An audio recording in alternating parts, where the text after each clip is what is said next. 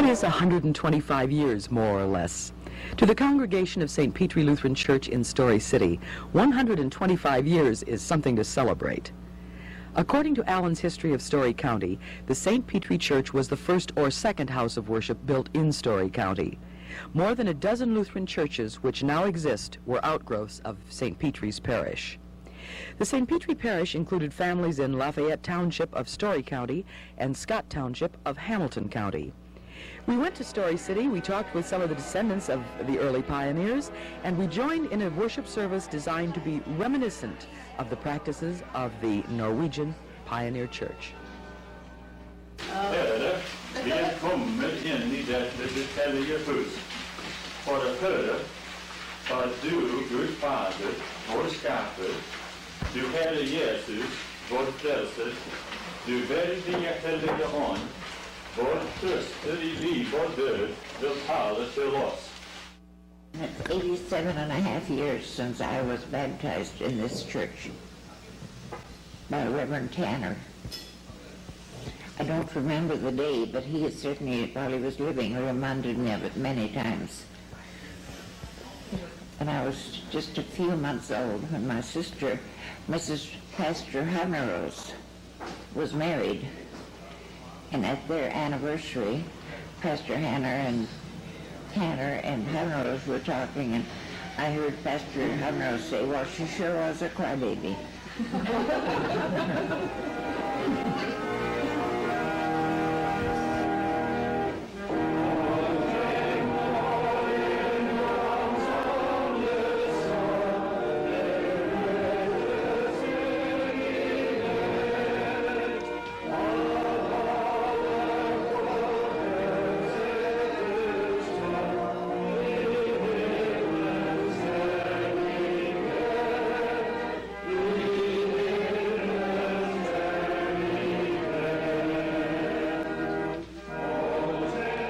The purpose of the circle is young women getting together to study God's Word and to be in fellowship with each other and also to learn lessons from our scope, which is our main resource book, and then also from the Bible.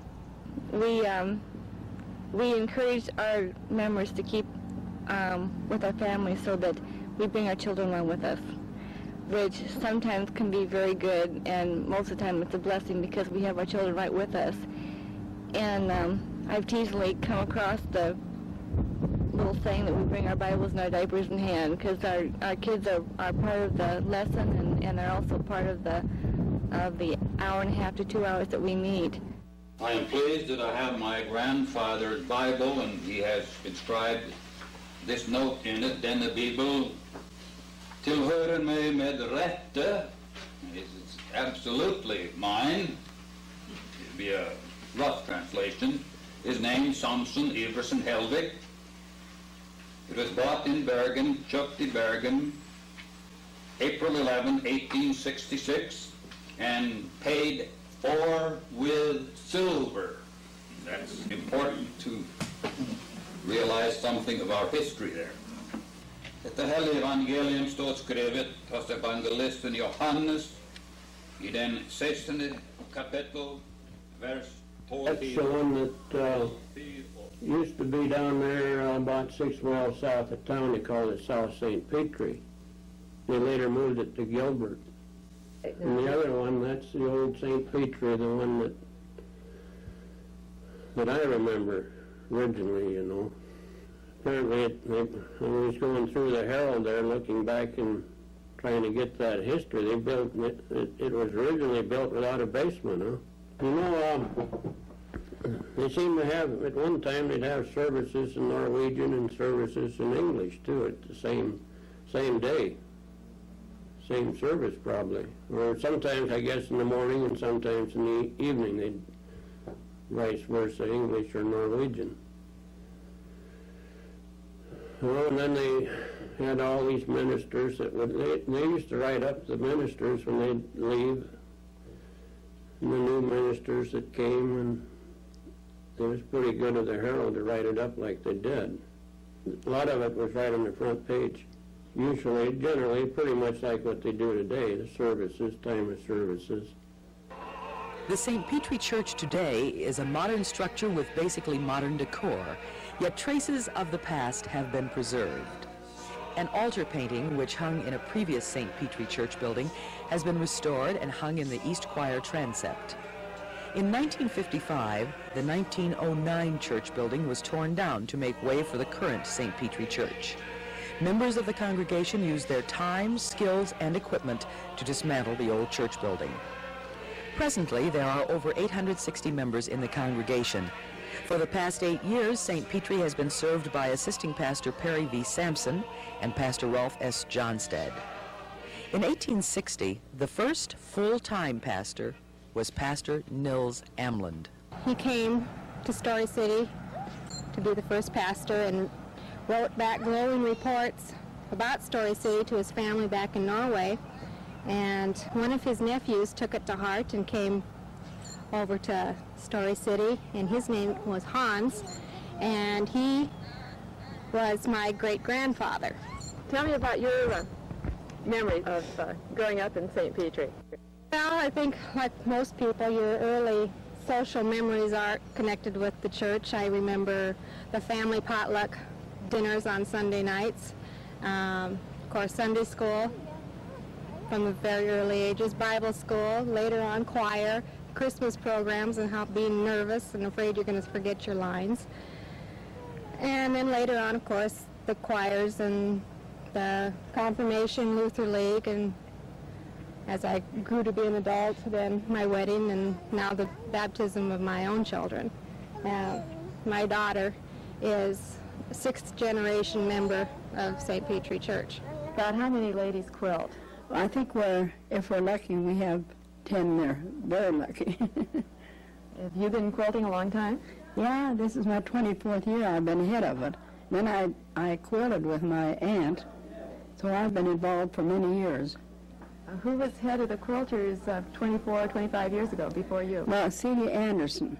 Then she became so old, she thought, at 70, so she thought she should quit, and then they got another Celia to take it over. And I'm 75, so I think I should retire.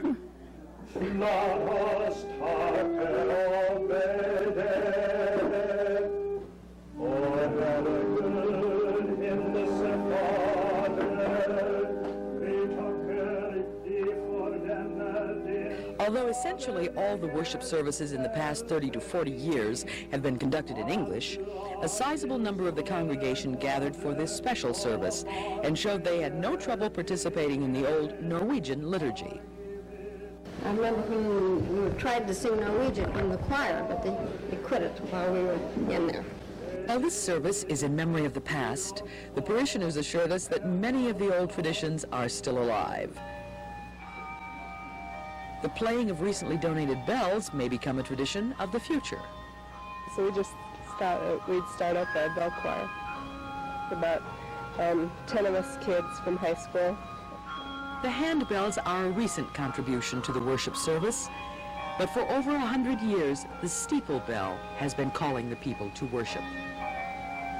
By the grace of God, the year 2007 will find St. Petri celebrating 150 years of Christian ministry.